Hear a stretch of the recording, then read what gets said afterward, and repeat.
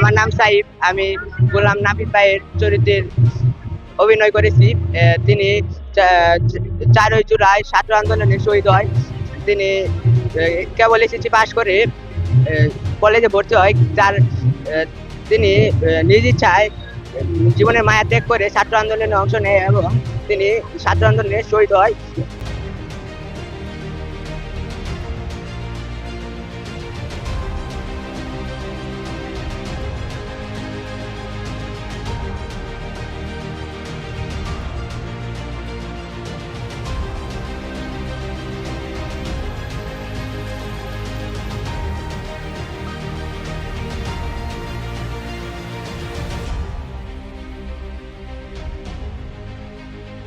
এটা হয়েছিল হলো স্বৈরাচারী সরকার মুক্তিযোদ্ধাদের নাতিনদের চাকরি দিতে চাইছিল সবাইকে। আর হলো যারা মুক্তিযোদ্ধার নাতিনা তারা তো আর চাকরি পেত না যদি ওরাই সব পেয়ে গেত, তাই এই আন্দোলনটি সংগঠিত হয়েছিল।